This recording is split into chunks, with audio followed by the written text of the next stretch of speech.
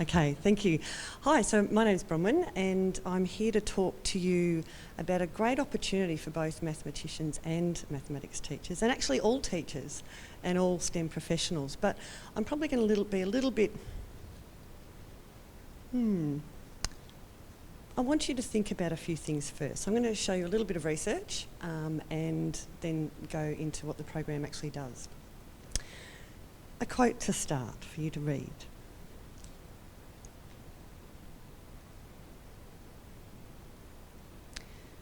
So this was a quote by Mary Beth Rusky. She's an American mathematician. She quoted this in 1995, and it was her response to the declining rates of students taking up advanced mathematics and also the declining achievement rates that were happening in America and globally for some countries back then. The interesting thing to note, though, apart from it being a beautiful thing to say, I think, is that since 1995, or between 1995 and 2012, in Australia, we've had a 34% drop in students taking up advanced mathematics. It's not a problem to be ignored, but we're all here, we know that this is the issue. So let's have a look at then, or I asked the question, why is it? And we know it's a complex problem. If it was an easy problem, it would have been solved, but being mathematicians and maths background people, we like a good problem. So I went on a little journey of finding out a little bit of information about why. And I found a study that was conducted by the AAMT and University of New England on behalf of the government to actually ask that question, why are capable students not taking up advanced mathematics? And they came up with, obviously, a few reasons, and these were, it's not rocket science, they're not surprising. Aspirations and strategic value, you know. We can have a look at the universities and their prerequisite requirements to maybe address that particular problem. I'm not trying to offer solutions here, but we can think about those things and why the students might not see that mathematics is strategic. Engaging educational experience, well, that's the land of the teacher and the school.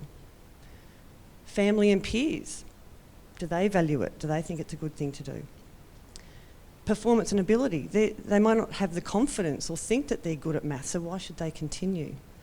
But the one that really got me was subject image. I thought, okay, well, this might be a space that we can play in.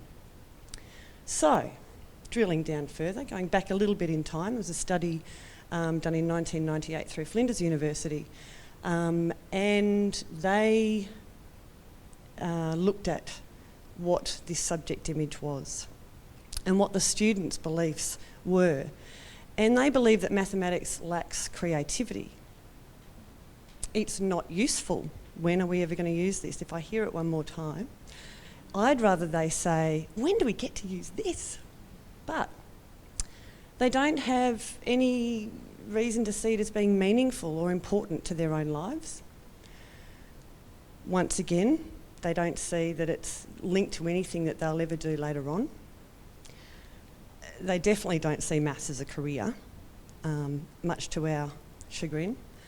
But also, they don't actually believe that mathematicians deal with important social issues, which I found intriguing.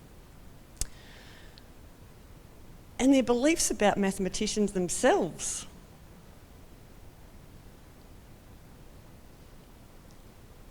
Now, that's not a bad look, okay? But it's not a look for everyone. And over the last 2 years that I've been working with this program, I haven't actually met a mathematician yet that looks like that, works like that. Well, yeah, the computers, and we all like pencil and paper. But working on their own, I haven't met one. So it is a very collaborative profession. So here's my entry into sharing with you a little bit about the Scientists and Mathematicians in Schools program, in an attempt to convince you that it might be one way to address the subject image, these students understanding what is out there. Does anyone recognise the guy on the left? His name's Brian Schmidt, Nobel laureate, new Vice-Chancellor of ANU. He's actually been with the program since the inception. Yes, he does volunteer his time in schools around Canberra. So what is Scientists and Mathematicians in Schools? Well, basically it's a program that connects teachers with STEM professionals. And that can be any teacher, So long as they're in a school and working, they can register to get one of these people. And it's a professional partnership program.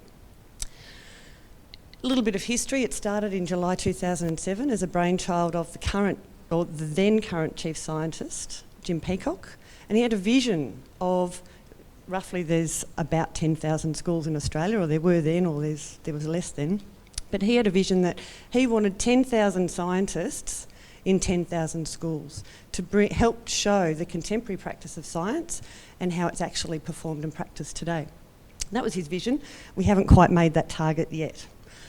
Mathematicians in Schools was introduced in 2009 as a response to some people being involved saying, well, we're not really scientists in a lab, we're more mathematics and other stuff. And we haven't yet pleased the engineers, because we don't have engineers in schools, but that's another story. So ICT in schools then was introduced in 2014, and so relatively new. We're funded by the Australian Government Department of Education and CSIRO, and managed by CSIRO. We're a national program, we're across Australia. There's some current stats, I don't know if you can really read that, but I think the most important thing there, as of January this year, we have had a total of 4,994, so just under 5,000 partnerships since its inception. And for mathematicians in schools, we currently have 267 partnerships around the country, but over the time since its inception, there's been more than 600 partnerships. And partnerships close and open, so it's actually a good number. One thing that's different that's up there for mathematicians in schools is we're in 14% of schools in Australia right now. Over the time, we've been in about 25%. The spread for the whole program is 62% in primary and 38% in secondary, but in mathematicians in schools, it's actually the other way around. We have more partnerships in secondary schools than we do in primary schools. However, we do have a large group of primary teachers waiting for their mathematicians, so we'll see how that changes. What is a partnership? Two professionals, a teacher and a mathematician, or a STEM professional, and working equally together, equally valued, to come up with something that's interesting for their students and their schools. And I'd just like to point out Dr. Nazim Khan over in the photograph. He's a professor of engineering at the University of Western Australia, and he volunteers with a couple of schools around Perth, but he has a particular passion for getting girls engaged in engineering, but mathematics, because he said without their problem solving, we're only using half our brain. So it's a really interesting way or motivator that people come to join the program. And it's totally flexible. You can do whatever you want. We don't tell you, we're not prescriptive about what you should do in your partnership.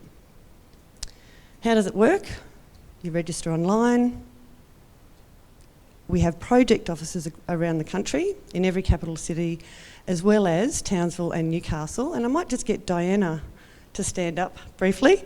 Diana Pham is our project officer in Canberra, in the ACT and local region. She also does a bit of work for the New South Wales regional areas as well. So that's a local contact. So in every state you've got a local project officer, and their job is to find you your perfect partner, or perfect enough partner.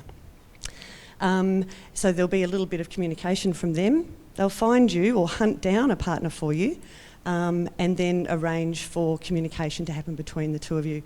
Then they're there to support you through your partnership. The getting started, getting active, that's about where you start to do things, have conversations with your partner teacher or partner mathematician, and start to do things. Not always in the classroom either. Some people just choose to have their STEM professional to inform what they're doing or to find out about some other stuff. So it's not always about being in the classroom. And of course, we encourage long-term partnerships, so it's not a one-off guest speaker program, although some people do have that as part of their partnership. And then of course recognition, that's where you get to tell us about your stories and the great things that you're doing. But I want to now just try and play a little bit of a video where we listen to a couple of mathematicians talking about how they work with their teacher. So, let me see if I get this right. The way I decided what to cover was in close consultation with the teachers. We'd say, what's happening this term? And on the basis of that, try and think about some interesting pieces of information we can inject into the children's learning experience.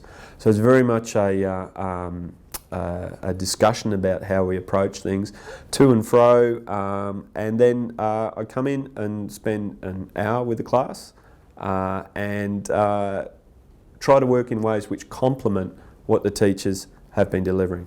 And I've talked about one of the projects that I've worked on, and that you always see their eyes light up. If I say I'm helping to produce a report card for assessing the condition of the Great Barrier Reef water quality. So, and they're like, oh, that's meaningful to me. That's something important to me. It's kind of in my backyard. It's important to Australia, and I kind of know about that. I think is the message I want to get across. So thinking about what message is it? Is it really just to expose them to some of the work that I do, which may interest them, may just give them a little bit more insight into thinking about that maths and stats do play a role in some of the work that's helping Australia meet some of the big problems we have in the environmental space, which is the space I work in? Or is it more of a statistical concept that I think they may not be aware of, but that is around them all the time, and that if I kind of introduce it in different sorts of ways, then they may be more receptive to thinking about that in the future and what sort of impact it has maybe with other work they do in the science areas. So just at this point, so that was Dr. Melissa Dobby and Dr. David Lovell, who are amazing CSIRO mathematician scientists, thank you. But there's other sorts of, there's a host of different things that you can engage in with your teacher or STEM professional. The statistics poster competition, we have mathematicians that assist teachers and their students to actually guide along the way. There's a new mathematical modelling challenge coming out in Australia. It's an international mathematical modelling competition that hopefully if you're part of a maths association you'll get to hear about very soon, but another great way to use or for a STEM professional to have input into the students' work. We get them from all over the place. Not just CSIRO, we get them from National Australia Bank, DSTO, universities are a big supporter of the program, and I'm just going to fly through these.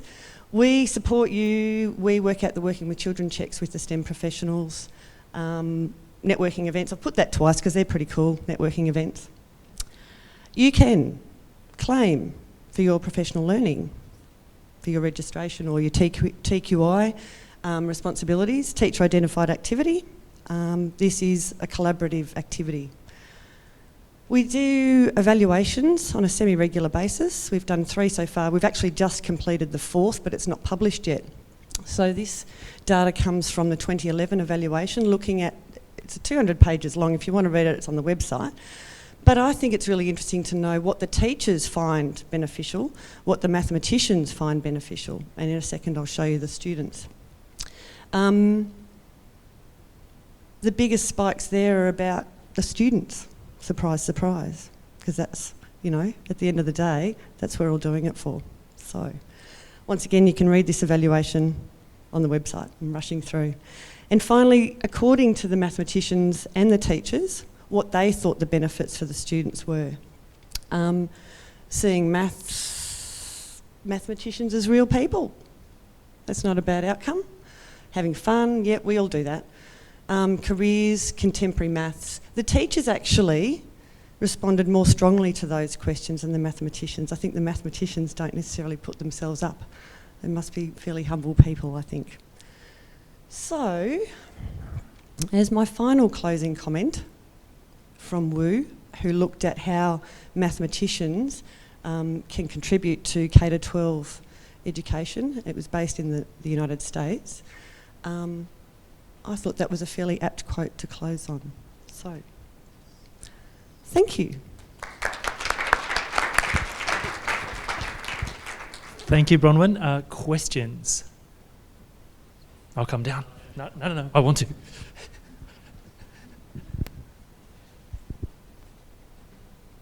I think there's a mathematician at my new school. I'm not sure. Otherwise, we don't capture your question. Oh, okay. All right. I think my new school has a mathematician in school. I need to find that out. Have they sort of broadened their horizons to within the school, as in not just working with that one teacher, or how can that be utilised across the school?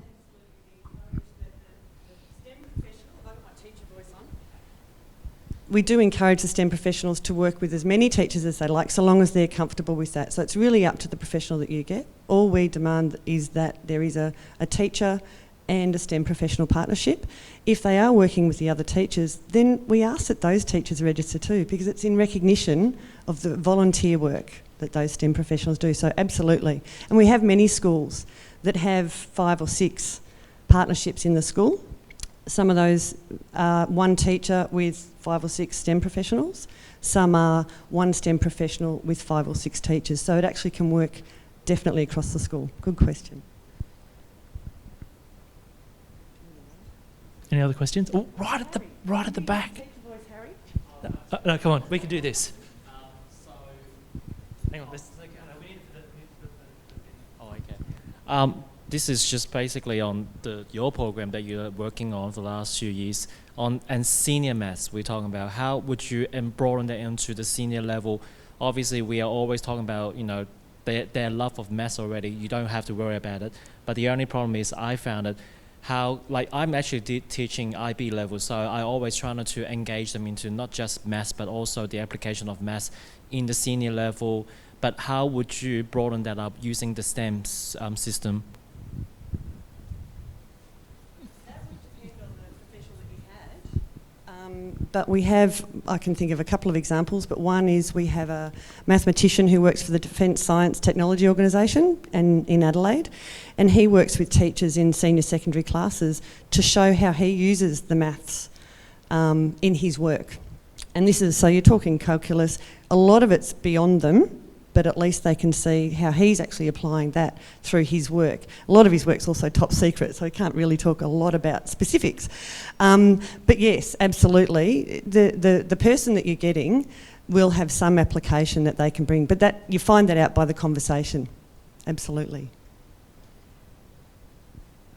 Yeah, no, I have a quick question. Has there been any studies done on tracking the students from the schools and where they go? It's actually the million-dollar question. It's very difficult. Privacy. Universities, I know, do tracking once the students get there. Some of them know where they've come from. Schools would like that information too, so unless the students keep in contact with the schools. I don't know if there's any progress, maybe Steve or Judy can add to that, but it is actually very difficult. And every program that's run is always asked about, well, did the students in 5 years' time decide to do that? So it's something we'd love to capture, but no, not at this stage. Okay, so I'm just conscious of time, so let's thank Bronwyn very much for a great talk.